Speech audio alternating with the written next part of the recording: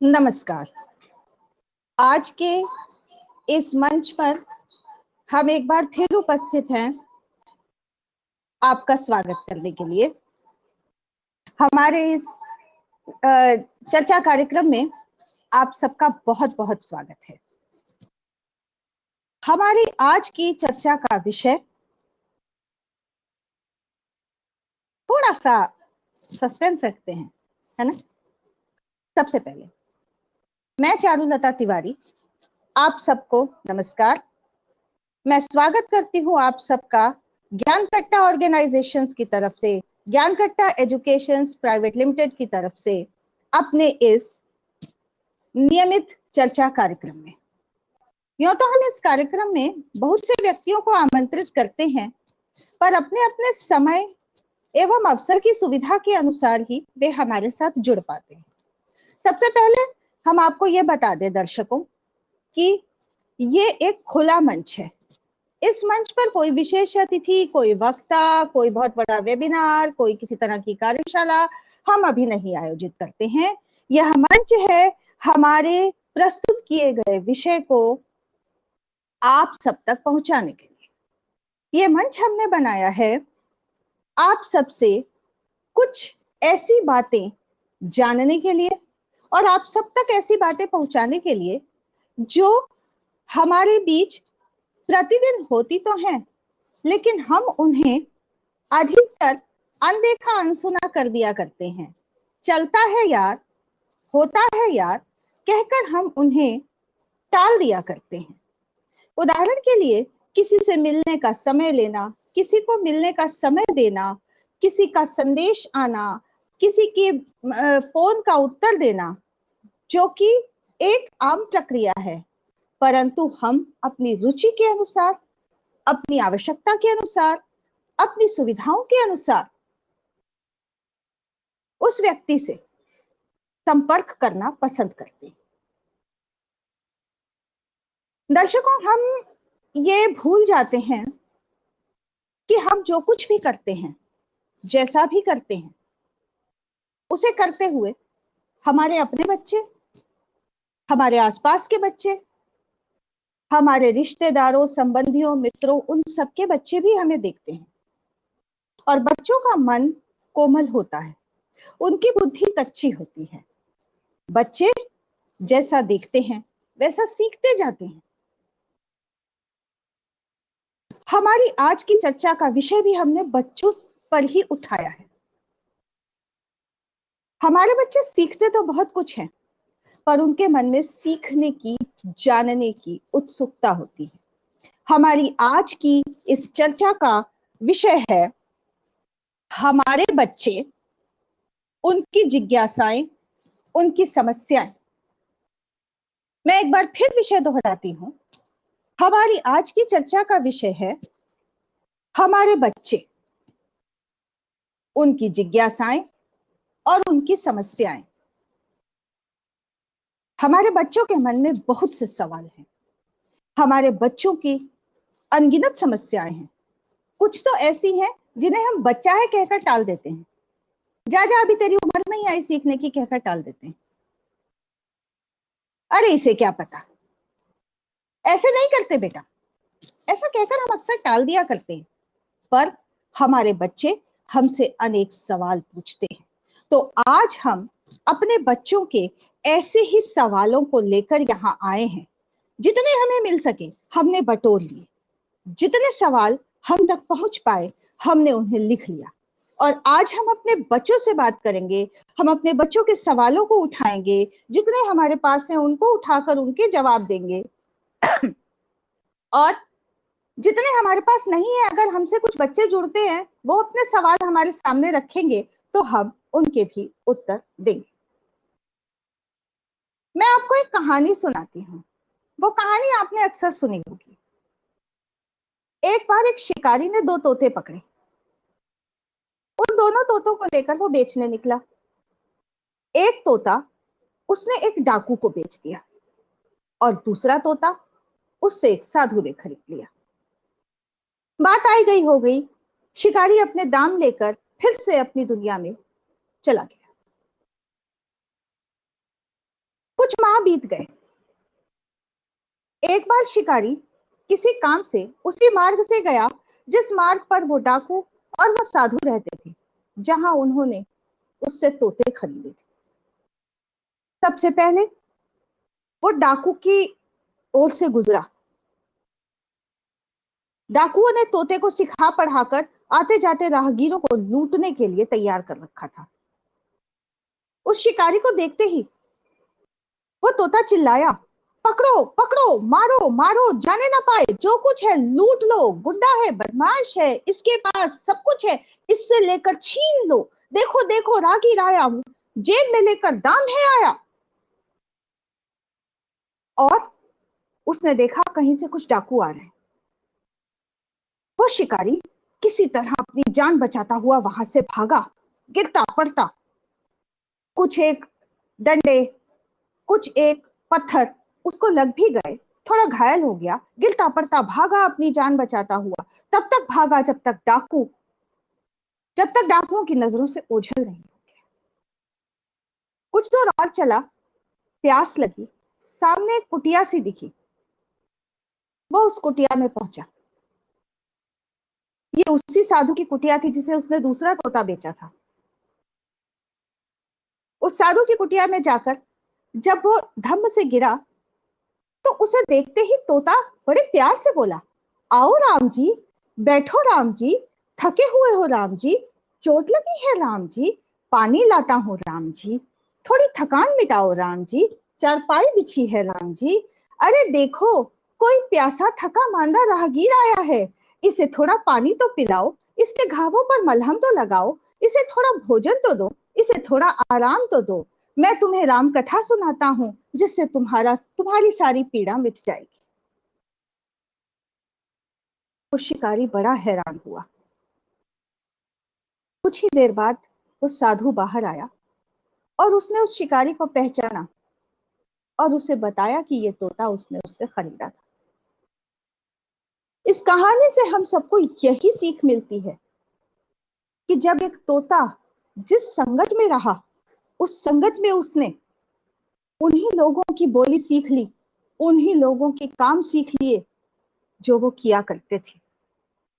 तोते तो एक जैसे थे, लेकिन डाकू के पास वाला तोता डाकुओं की बोली सीख गया और साधु के पास वाला तोता साधु का प्यार और साधु की ममता सीख गया। हम अपने बच्चों के बारे में अब यहीं से शुरू करते हैं। हमारे बच्चे बहुत कोमल होते हैं, बच्चे चंचल भी होते हैं। अब अगर हम आम दिनों की बात करें तो बच्चे कहाँ एक जगह टिक कर बैठते हैं। बच्चे टीवी देख रहे हैं, कभी खेल रहे हैं, कभी बच्चे पढ़ रहे हैं। उन्हें एक जगह बिठाना पड़ता है, खास तौर पर जब बच्चे पढ़ते हैं। बहुत से बच्चे ऐसे होते हैं जिनका ज्यादा देर बैठकर पढ़ने में मन ही नहीं लगता, उन्हें बिठाना पड़ता है। बच्चा कोई सीरियल देख रहा है, कोई धारावाहिक देख रहा है, टीवी में कोई कार्यक्रम देख रहा है, उसे देखकर आपसे सवाल पूछता है। पूछते हो बच्चों सवाल? पूछते हो ना? एक बच्चे ने किसी दृश्य में एक लड़की को एक लड़के का हाथ पकड़े देख लिया। उसने अपने दादी दादा मम्मी पापा के सामने कह दिया, ये लड़का ये लड़की एक दूसरे के मित्र हैं, ये लड़का लड़की एक दूसरे से प्यार करते हैं। बच्चे का मन भोला था, उसने अपनी जिज्ञासा रखी। हमें उसकी जिज्ञासा का समाधान करना है। बच्चे, आप सबके मन में क्या क्या बातें आती हैं? क्या हम जान सकते हैं बच्चों कि आप सबके मन में क्या क्या बातें आती हैं?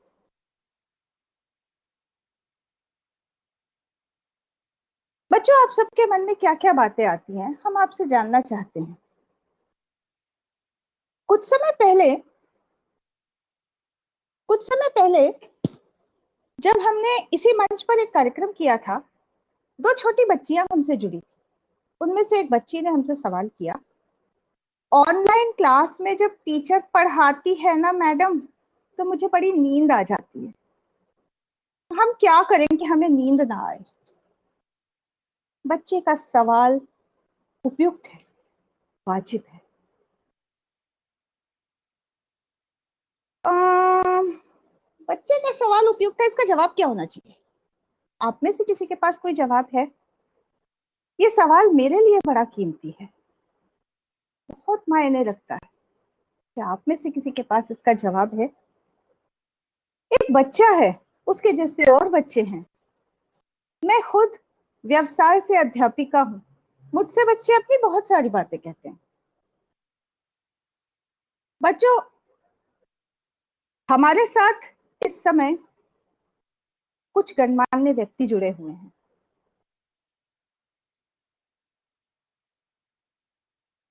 यदि वे मेरी बात से सहमत हों तो मैं अपने बच्चों से ये कहना चाहती हूँ कि बच्चों, नींद सबको आती है। मैं भी जब छोटी थी ना, पढ़ती थी, तो सच बताऊं, जब सामाजिक ज्ञान का पीरियड होता था, सोशल स्टडीज का, उसमें हिस्ट्री, वो टीचर ऐसा पढ़ाती थी, मेरी बड़ी प्यारी टीचर थी, लेकिन जब वो पढ़ाती थी तो मुझे नींद आ जाती थी। जानते हो क्यों? वो पीरियड रिसेस के बाद होता था।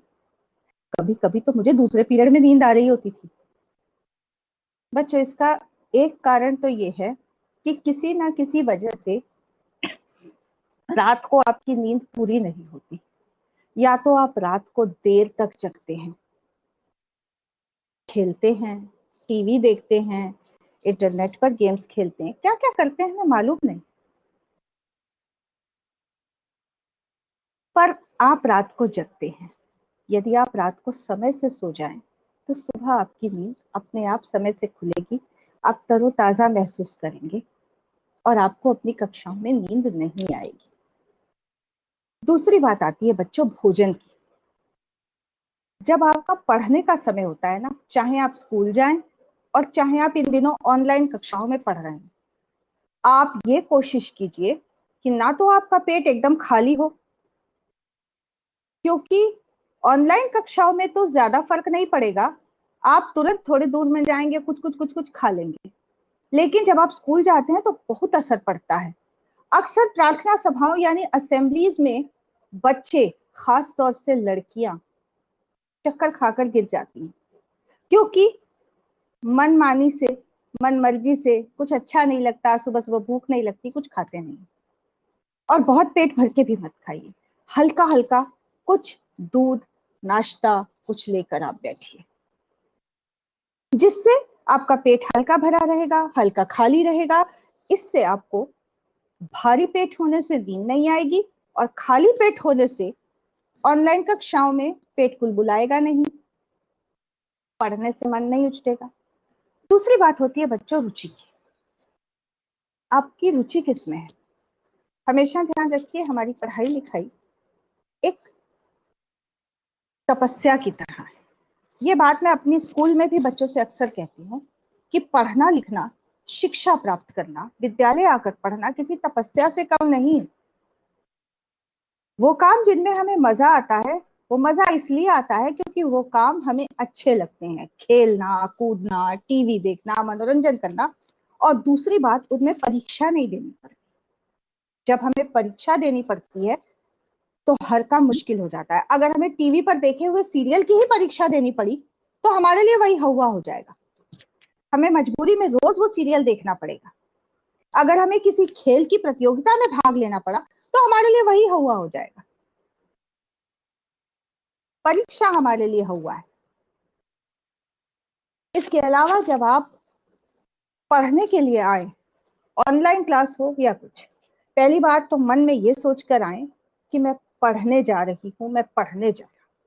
और दूसरी बात, पिछले दिन टीचर ने जो कुछ पढ़ा रखा हो, जो पाठ, जो सवाल, जो क्वेश्चंस, जो चैप्टर, जो कुछ भी टीचर ने पढ़ा रखा हो, एक तो उसको पढ़ें, और दूसरे अगला चैप्टर पढ़ के आए। थोड़ा सा नहीं भी समझ आ रहा हो तो पढ़ के आए, पॉइंट्स लेकर आए, नींद अपने आप नहीं आएगी। इसके बाद हमारे सामने बच्चों के सवाल, जो और सवाल आए, वो ये कि कोरोना का टाइम चल रहा है, कोरोना काल है, इस कोरोना काल में हम क्या क्या करें, क्या क्या ना करें। सबसे पहली बात मास्क की आती है। मुझसे कुछ बच्चों ने सवाल पूछा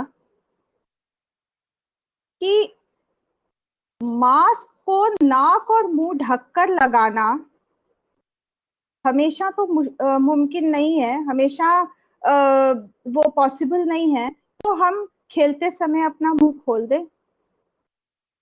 मैंने उन्हें कहा नहीं जी, बिल्कुल नहीं खोलना आपको। लेकिन वो बच्चे क्या कर रहे हैं, जब मेरे पास तो उन्होंने एक बार सवाल पूछा, लेकिन वो अपने आसपास अपने बड़ों को वैसा करते देख रहे हैं, तो वैसा सीख रहे हैं।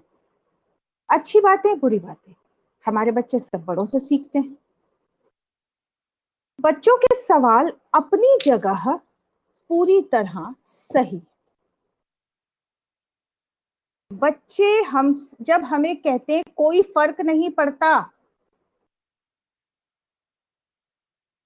तो वो इसीलिए कहते हैं क्योंकि उन्होंने वही ट्रेनिंग ले ली है। बच्चे हमारी बात को अनसुना करके जब वो करते हैं जो उनका मन चाहता है, तो ये इंसान की आदत है, ह्यूमन टेंडेंसी। एक बच्चे को मैंने देखा जिसने मास्क को अपने गले का पट्टा बनाया हुआ था। मैंने उससे पूछा, बेटे ये तुमने ऐसे क्यों कर रखा है? इसे तो देखो जैसे मैंने पहना है तुम्हें पहनना चाहिए। तो कहने लगा, आंटी जब सामने कोई आता है ना तब पहनते हैं। मतलब उस बच्चे ने ये सीखा कि जब सामने कोई आता है तो मास्क पहनते हैं। मैंने कहा बेटे तो फिर इसे उतार के जेब में रख लो।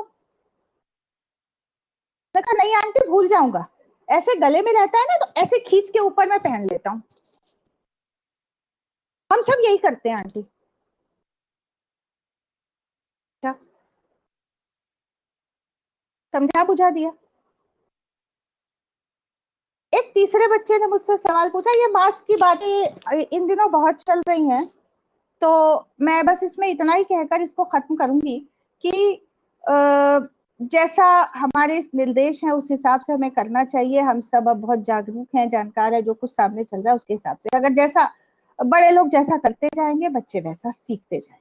बच्चे खेलने के लिए बहुत चंचल, हमारे बच्चे खेलना चाहते हैं। क्यों ना खेलूं, मेरा फ्रेंड है, सोसाइटी में फ्रेंड है भाई, क्यों ना खेलूं। बच्चे ने क्यों ना खेलू का सवाल खड़ा किया, आपने कहा नहीं है जी कोरोना है। बच्चे की जिज्ञासा स्वाभाविक है, बच्चे का सवाल स्वाभाविक है कि मम्मी आप पड़ोस की आंटी से क्यों बात कर रहे हो।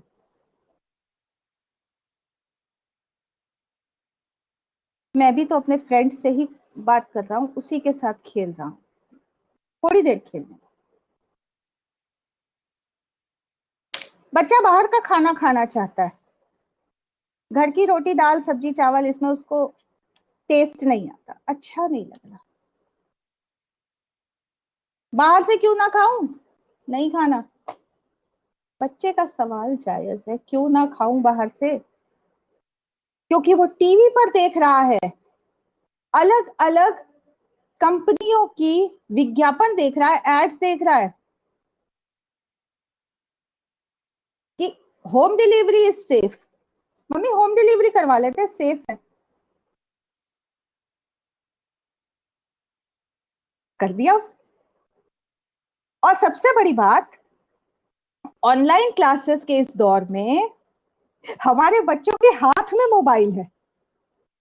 क्लासेस तो सुबह 3-4 घंटे की होती है, उसके बाद बच्चे के हाथ में मोबाइल क्यों है भाई? क्योंकि बच्चे को एक्टिविटीज करनी है।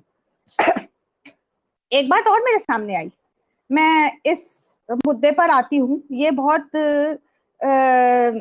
जरूरी मामला है। हमारे बच्चे उसी मोबाइल पर या उसी लैपटॉप पर या उसी कंप्यूटर पर सब काम कर रहे हैं।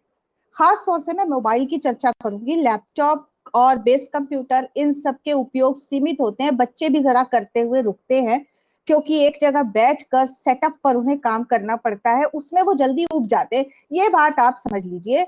हमारे प्यारे बच्चे चंचल होते हैं और मुझे तो उनकी चंचलता बहुत अच्छी लगती है। जानते हैं, जब मैं क्लास में जाती हूँ, बच्चों आपसे बात करती हूँ, जब मैं क्लास में जाती हूँ ना, जिस दिन मुझे क्लास बिल्कुल शांत मिलती है, कोई हुड़दंग नहीं मिलता है, उस दिन मुझे लगता है जरूर कुछ हो गया है। जब तक मेरे बच्चे उछल कूद ना कर रहे हो तब तक मुझे मजा ही नहीं आता। जब तक बच्चे मुझसे 20-25 सवाल ना पूछ जाएं, जो कुछ मैं पढ़ा रही हूँ, मुझे लगता है मैं बोलती जा रही हूँ, सुनते जा रहे हैं, भैया लगता है आज तो इन्हें कुछ समझ ही नहीं आ रहा। हमारे साथ इस समय श्री राजीव गोयल जी उपस्थित हैं, जिन्होंने अपना हाथ खड़ा किया है। राजीव गोयल जी, सबसे पहले तो हम आपका इस मंच पर स्वागत करते हैं। और आप जो कुछ भी कहना पूछना चाहते हैं, कृपया पूछें। हम आप अब हम आपको अनुमति देते हैं। राजीव गोयल जी, आप तक हमारी आवाज पहुंच रही होगी।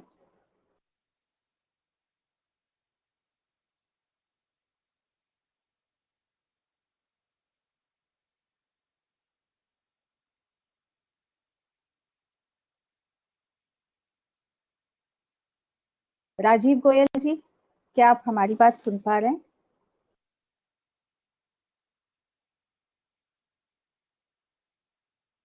चलिए, जब तक राजीव गोयल जी अपनी बात कहने को तैयार होते हैं, हमारे बीच मीडिया जगत के एक बड़े प्रसिद्ध और वरिष्ठ पत्रकार, उनका नाम लेते हुए भी मुझे आदर से नमन करना पड़ता है हमेशा।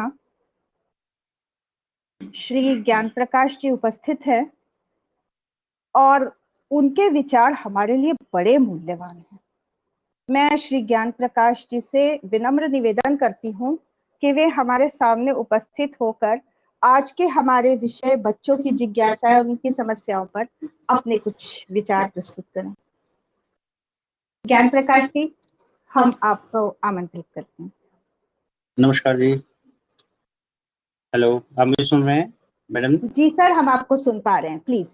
धन्यवाद। आपने इस जो वैश्विक महामारी तकरीबन 14 महीने हो गए हैं और हर हर परिवार आज की सबसे पहली 24 घंटे में अगर 24 आवर्स की हम बात करते हैं तो यही चर्चा होती है कि सब ठीक तो हैं, सबका बीपी लेवल, सबकी नब्ज टटोलते हैं और उनका फीवर लेवल चेक करते हैं।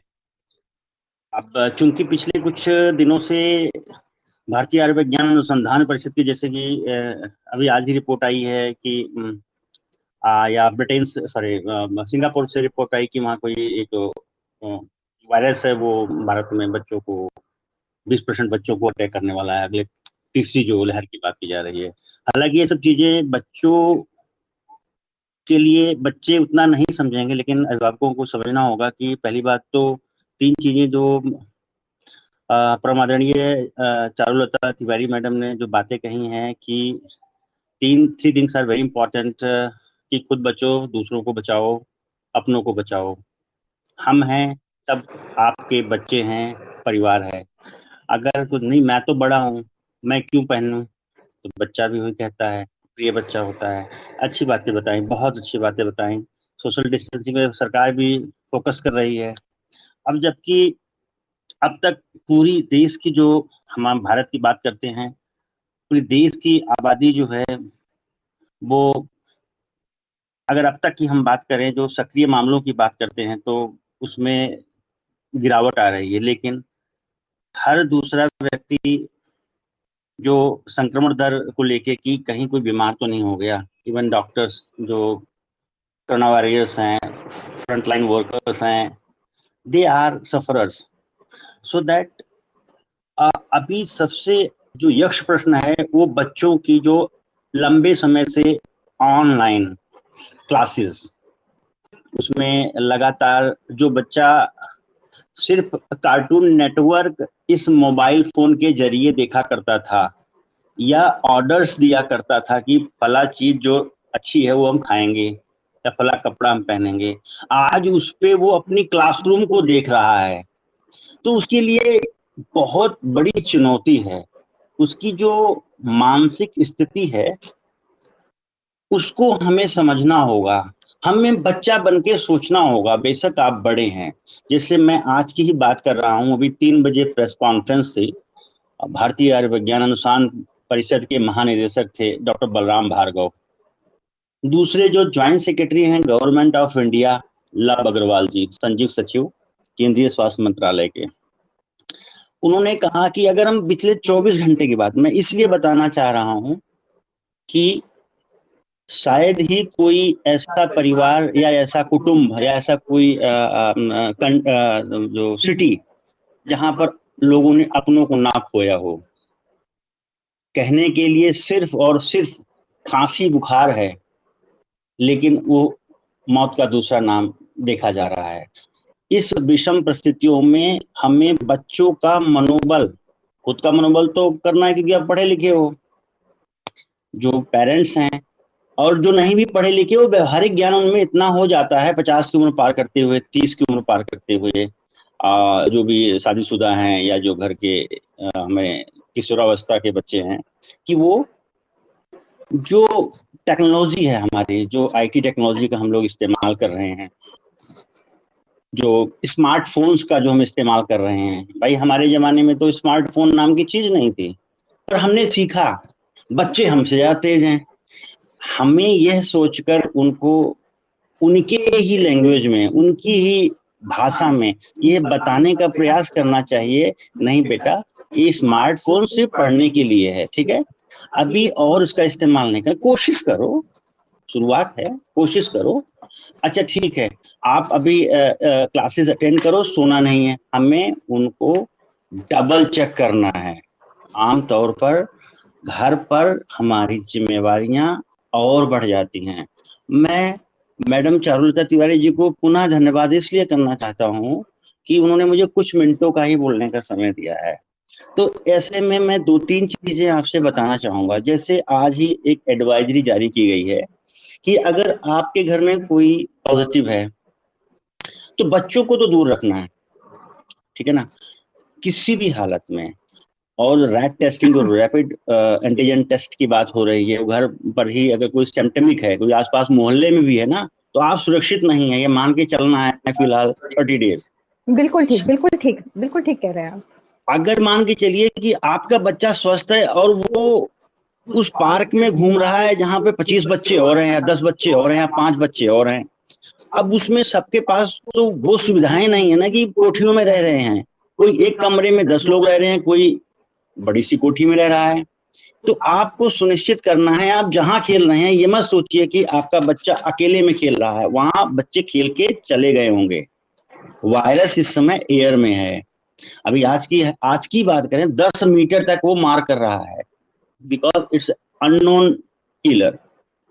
सो आपको, क्योंकि अभिभावकों की जिम्मेवारी 100% बढ़ गई है। टीचर्स की अपनी लिमिट्स हैं, 45 मिनट्स उनको मिलते हैं, 50 मिनट्स मिलते हैं, 5 मिनट उसमें अटेंडेंस का चला जाता है, रिकॉग्नाइज करने का चला जाता है। बच्चों की प्रॉब्लम्स भी हैं, कोई आया तो क्यों नहीं आया, तो उसमें उनका भी 200% काम बढ़ गया है। सो उनको रिपोर्ट्स बनानी है, वैसे ही बच्चों का है, वैसे ही पेरेंट्स का भी है, जिम्मेवारी है ना। हम किसके लिए, हम बच्चों के बेहतर भविष्य के लिए कर रहे हैं, तो हमें समय देना है, किसी भी हालत में समय देना है। सुरक्षा कवच के रूप में मास्क को पहनना, 2 गज की दूरी, सोशल डिस्टेंसिंग जिसे हम कहते हैं, खास तौर पर जो व्यक्ति बेशक सिम्टमिक हो, लक्षण हैं नहीं हैं, लेकिन वो हो सकता है कहीं से मिल के आया हो। आप बाजार गए, बड़े लोग बाजार जाते हैं, जैसे बेकरी शॉप पे गए, वहां पर ठीक है मैंने तो डबल मास्क पहना है, पर जो बेकरी शॉप पर बैठा हुआ है वो आप जैसे 50 लोगों से मिल रहा है, वो हमारे सोर्सेज हैं घर तक आने के लिए। सो क्योंकि ये पैंडेमिक है, समय भी कम है, मैं शायद बहुत सारी बातें करना चाहता हूं पर नहीं शेयर कर पा रहा हूं, पर फिलहाल तो यही मूल मंत्र है जो 30 सेकेंड का है। खुद सुरक्षित रहो, अपनों को सुरक्षित रखो, लोगों को भी ऐसा करने के लिए दबाव करो। ये तब जरूरी है जब आप स्वस्थ रहेंगे। स्वस्थ रहेंगे तभी आपके अंदर अच्छी अच्छी बातें आएंगी। धन्यवाद मैडम, आपने मुझे समय दिया। ज्ञान प्रकाश जी, आपका तो नाम ही इतना बड़ा है कि मैं इतनी प्रभावित हूँ कि मैं आपके विचारों के प्रति क्या कहूँ, मैं निशब्द हूँ। अत्यंत उत्तम विचार, इतनी सुंदर जानकारी आपने हमें दी है कि हमारे बच्चे और बच्चों के माता पिता दोनों अगर इस जानकारी को सुनेंगे तो सचमुच उन्हें जरूर नया ज्ञान प्राप्त होगा और उनको लाभ मिलेगा। और इस समय राजीव गोयल जी हमारे साथ जुड़ना चाह रहे हैं, उन्होंने दोबारा हाथ खड़ा किया था। हम राजीव गोयल जी से निवेदन करते हैं कि यदि आप हमारी बात सुन पा रहे हो तो कृपया आप अपने विचार व्यक्त कर सकते हैं। हम आपके विचार सुनने को उत्सुक हैं। हम जानना चाहते हैं कि आप हमारे बच्चों के प्रति, हमारे बच्चों के माता पिता के प्रति क्या क्या यहाँ कहना चाहते हैं। प्लीज राजीव गोयल जी।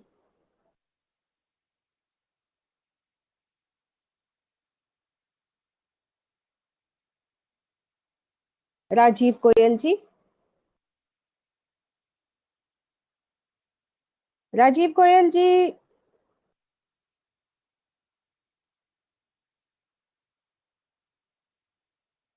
जब तक राजीव गोयल जी तत्पर होते हैं तब तक हम अपनी बातचीत को आगे बढ़ाते हैं। बच्चों का हमारे से अगला सवाल ये है कि मैं मोबाइल पर गेम क्यों ना खेलूं। बाहर आप मुझे खेलने नहीं जाने देते, घर में मैं बैठा बैठा बोर हो रहा हूँ, ऊब रहा हूँ, मैं मोबाइल पर गेम क्यों ना खेलूं। और मुझे ये गेम खेलना बहुत अच्छा लगता है। मैं इस मंच पर यहाँ ना किसी कंपनी, ना किसी खेल, ना ही किसी ऐसे विशेष उत्पाद का नाम लूंगी जो कि आपत्तिजनक हो जाए।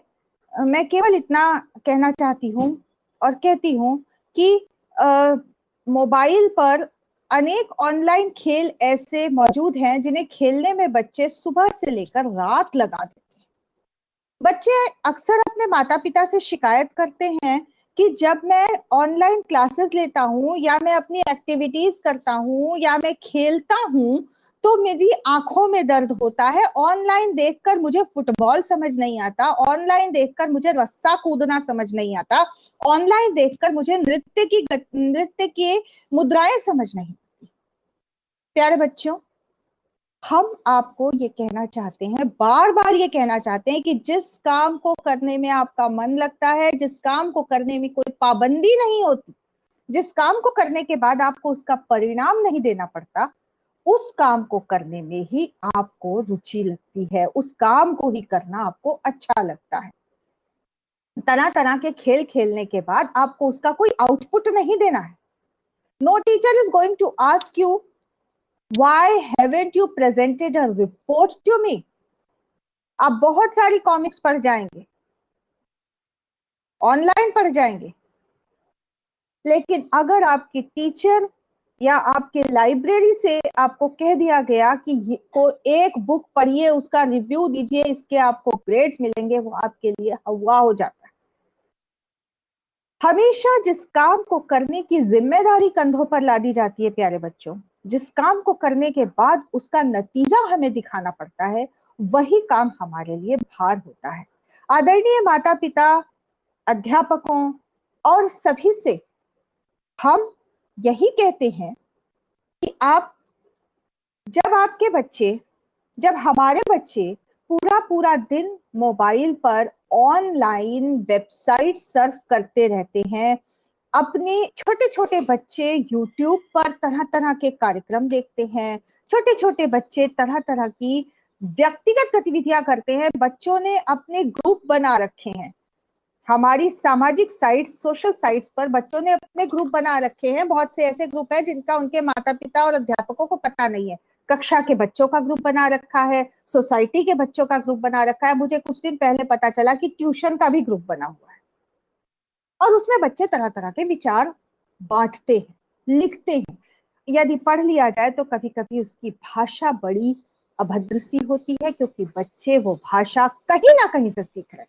जब मैं स्कूल में होती हूँ और अक्सर मैं अभिभावक शिक्षक बैठक लेती हूँ, मैं पीटीएम करती हूँ, पेरेंट्स टीचर मीटिंग में, मुझसे कुछ बच्चों के माता पिता आकर, खास तौर से लड़कों के माता पिता आकर बड़े कठोर शब्दों में प्रश्न करते हैं, मैडम हम तो घर पर बिल्कुल अपशब्द नहीं बोलते, गाली नहीं देते, हमारा बच्चा क्यों अपशब्द बोल रहा है? इसने ये वाला अपशब्द कहां से सीखा? कहां से सीखा? कोई एक स्रोत नहीं है। बच्चे का मन कोमल, बुद्धि कच्ची। जो बच्चा दादाजी के पैर छू सकता है, वही बच्चा दादाजी को देखा देखी में दादू कह सकता है। ऑड फैशन हो जाने पर, ऑड फैशन जैसे दादाजी और दादी माँ कहना, माता जी कहना, अय्या मैया जैसे देहाती शब्द कहना, जिसे दोस्तों के सामने अपनी घटती हुई शान लगता है, वो बच्चा अपनी दादी माँ को दामा जी भी कह सकता है, दादू को दा भी कह सकता है, बड़े डैड कह सकता है। वही बच्चा अपशब्द भी सीख सकता है। सीखने के स्रोत उसके आसपास, घर,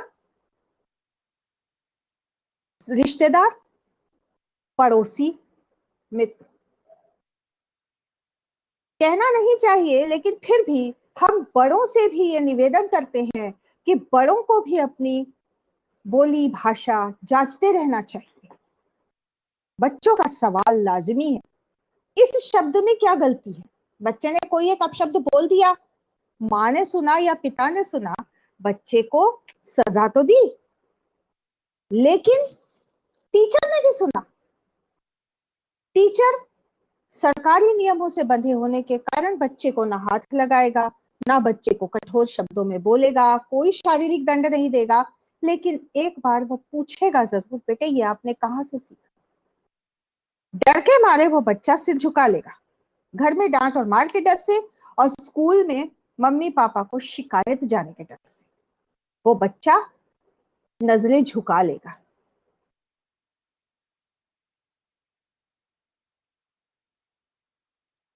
लेकिन अपने दोस्तों के सामने शान से वो शब्द बोलेगा।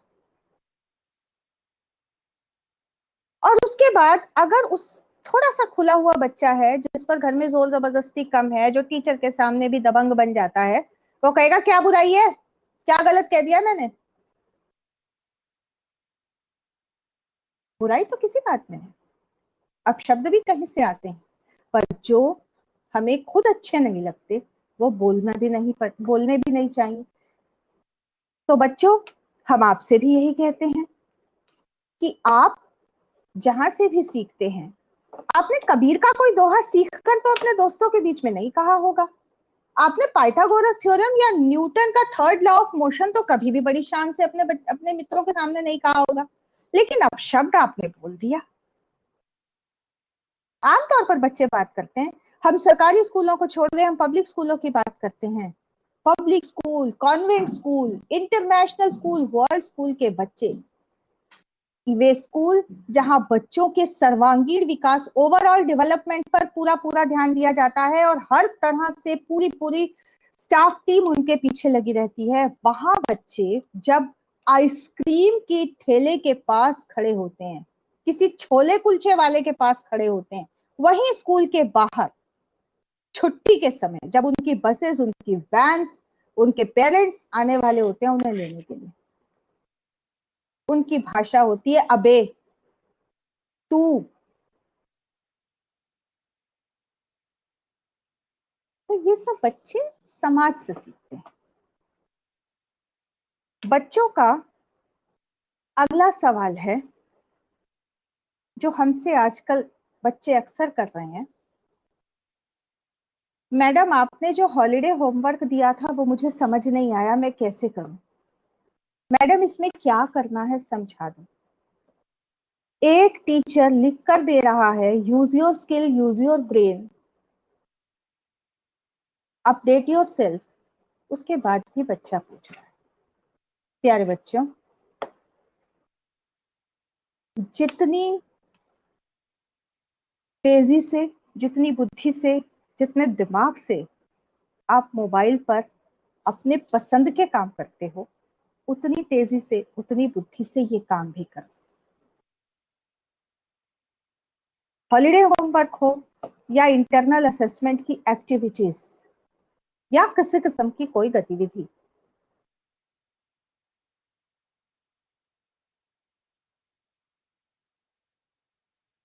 जो भी आप करें उसे थोड़ा मन लगाकर तो कर ही लें, क्योंकि 5 में से 5 नंबर मिल जाना भर काफी नहीं है।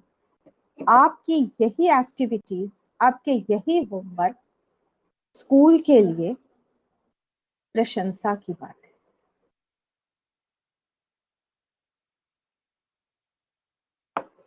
बच्चों का हमसे सवाल होता है, मैम समझ नहीं आता, क्या करें? मैम मुझे तो ये करना ही नहीं आ रहा, मैं कैसे करूं? घर में मम्मी से बच्चा रो देता है, मुझे नहीं आ रहा, मुझे कैसे मिल गया, मैं कैसे करूं? बच्चों, रोने से किसी समस्या का हल है? नहीं है। बच्चों, झगड़ा करने से किसी समस्या का हल है? नहीं है। क्या आपने कभी सोचा है कि आपकी मम्मी या आपके घर में जो घरेलू सहायिका खाना बनाने के लिए आती है, जब रसोई में खाना बनाते हैं तो थोड़ी सी भी कमी रह जाने पर आप कैसे उस कटोरी, उस प्लेट, उस थाली को दूर कर देते हैं और तुरंत बाहर से अपनी पसंद का पिज्जा, बर्गर या मोमोज या स्प्रिंग रोल्स या हनी पटेटो, पता नहीं क्या क्या बच्चों, सब आप ऑर्डर कर देते हैं। क्यों करते हैं ऐसा? क्योंकि आपको अच्छा नहीं लगता। तो जब आपको वो अच्छा नहीं लगता तो वो और किसी को कैसे अच्छा लग सकता है? बताइए।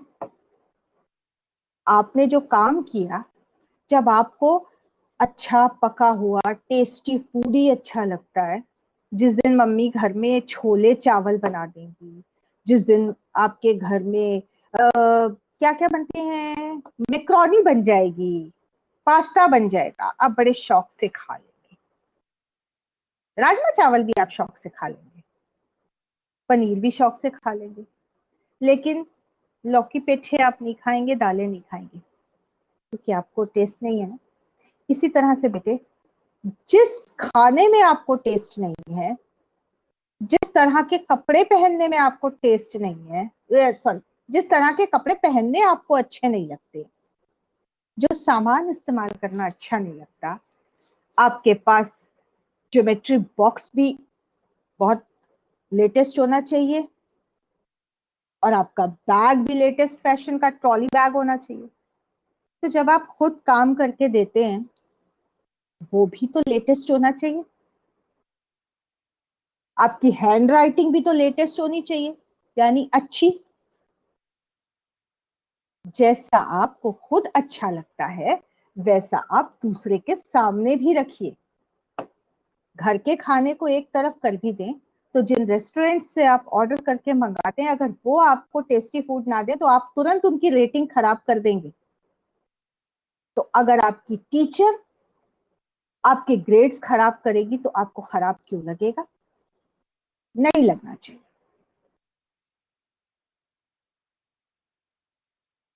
बच्चों की समस्याएं बहुत हैं, बच्चों के सवाल बहुत हैं। बच्चों की समस्या है, खास एक समस्या बच्चों की और हम यहाँ उठा रहे हैं, और उसमें उनकी जिज्ञासा भी है, भाषा से जुड़ी। हमें उठानी पड़ रही है क्योंकि स्कूलों में ये समस्या बहुत आ रही है। नर्सरी क्लास से लेकर 12वीं क्लास तक बच्चे इंग्लिश मीडियम में पढ़ रहे हैं, अच्छी बात है। तो और बच्चों को जब हम रीडिंग के लिए प्रेरित करते हैं, बुक रीडर बनाते हैं, गुड रीडर बनाते हैं, तो हमारे बच्चे अपनी लाइब्रेरी से, घर के आसपास की लाइब्रेरी से, ई बुक्स से, किसी ऐप से जो भी पढ़ते हैं, वो इंग्लिश की बुक्स पढ़ते हैं। बहुत अच्छी बात है, इंग्लिश बहुत स्ट्रांग हो जाएगी, हाई क्लास हो जाएगी, उनकी वोकैबुलरी बढ़ेगी, उनका सेंटेंस कंपोजिशन अच्छा होगा, बहुत।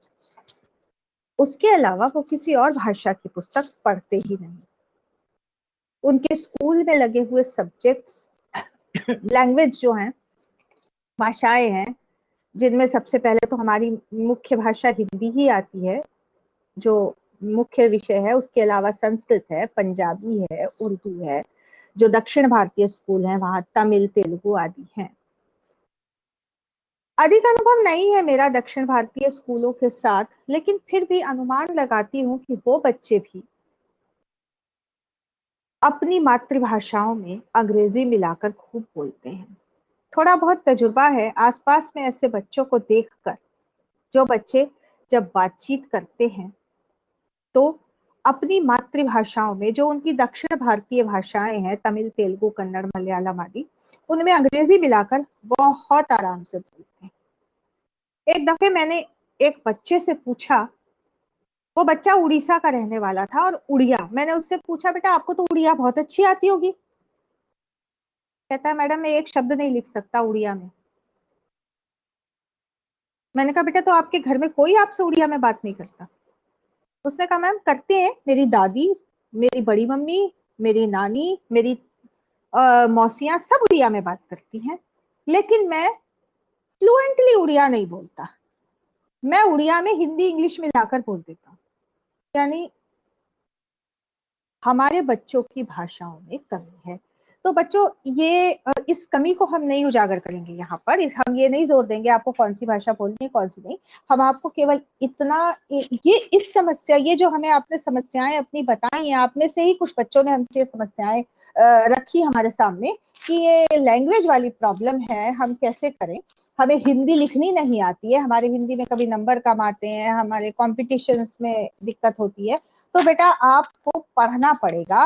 ये इसके अलावा इसका कोई और तरीका नहीं है। आप जिस तरह इंग्लिश की किताबें लेकर पढ़ते हैं, आपको ये किताबें भी अगर आप इसमें आप 2:1 का रेशो रखें, 3:1 का रेशो रखें, जितना भी रखें, आपको ये पढ़ना ही पड़ेगा। आप जितना ज्यादा पढ़ेंगे आप ही की नॉलेज बढ़ेगी, आप ही का ज्ञान बढ़ेगा।